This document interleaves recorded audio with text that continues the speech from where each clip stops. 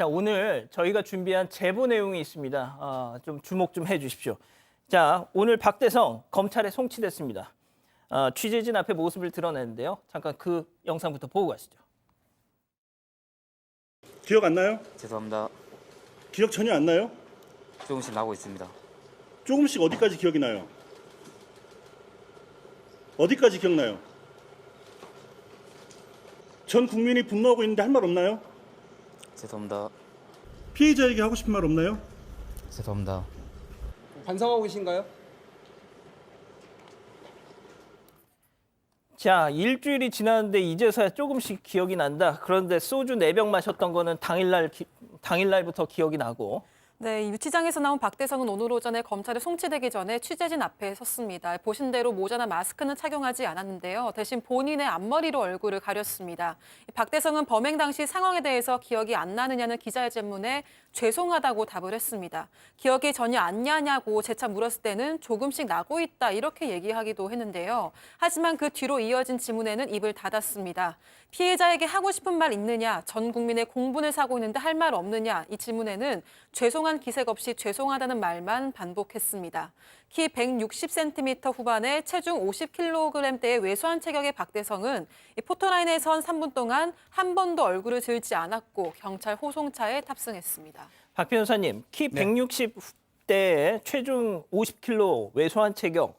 저걸 보니까 왜 여성만 노렸는지 알겠어요. 저것도 뭐 좀 이따 다시 또 얘기를 좀 해야 되겠지만 선택을 한 거예요. 계획 범죄고 타겟, 범행 대상을 선택한 걸로 보고 뭐 180cm 이상의 건장한 체격의 남성한테 할 수 있었겠습니까?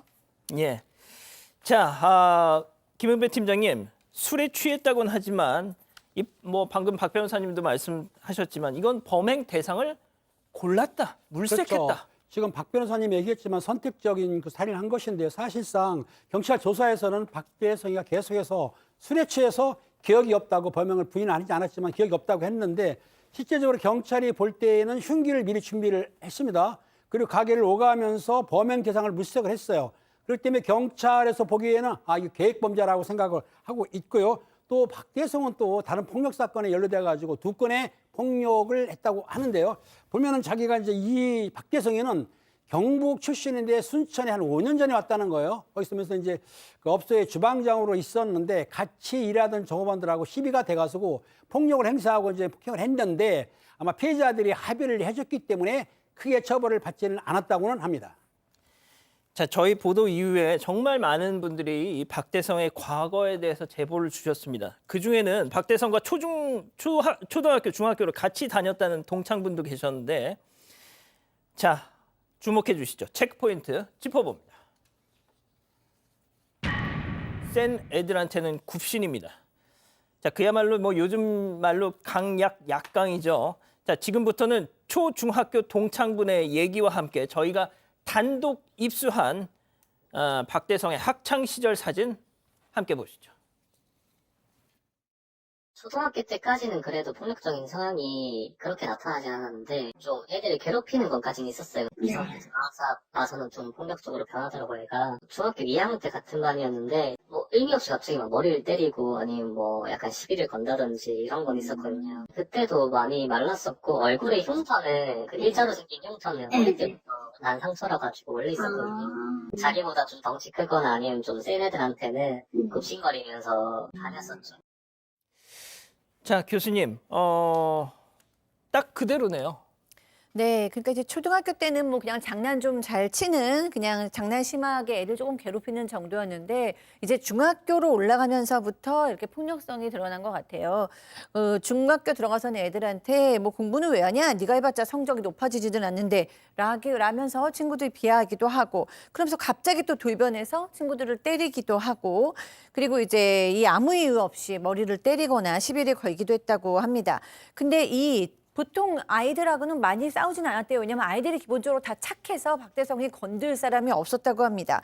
근데 그럼에도 불구하고 박대성은 자기보다 덩치가 크거나 또 힘이 센 애들한테는 굽신거렸대요. 그리고 박대성에게는 1살 위에 형이 있는데 그 형을 믿고 좀 더 또래 아이들에게 거칠게 행동한 것 같다라고 얘기했습니다.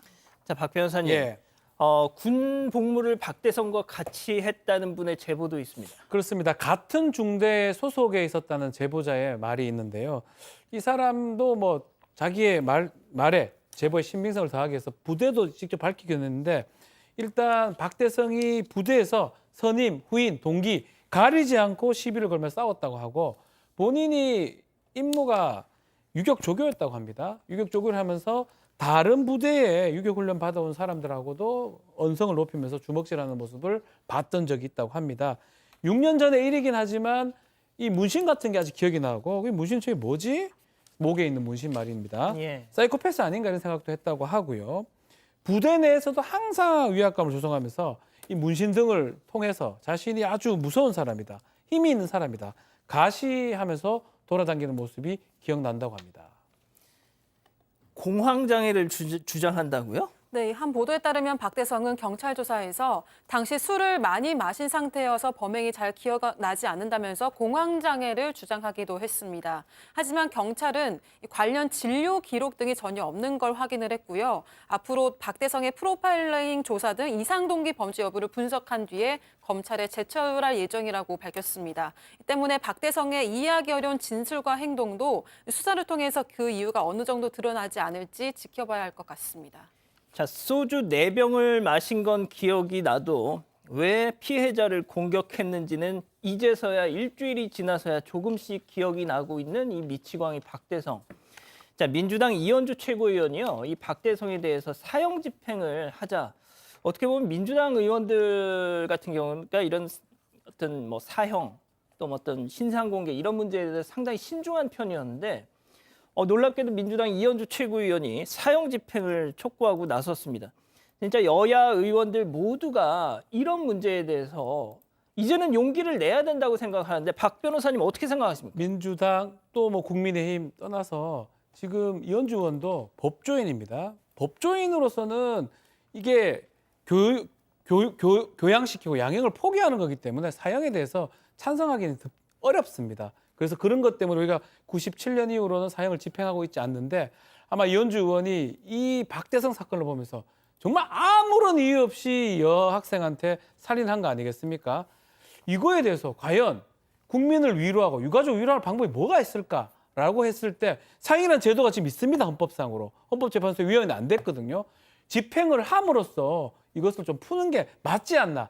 너무나 이런 범죄들이 반복되고 너무나 무력하기 때문에 이런 말을 하는 게 아닌가 생각이 듭니다. 사형까지는 바라지도 않습니다.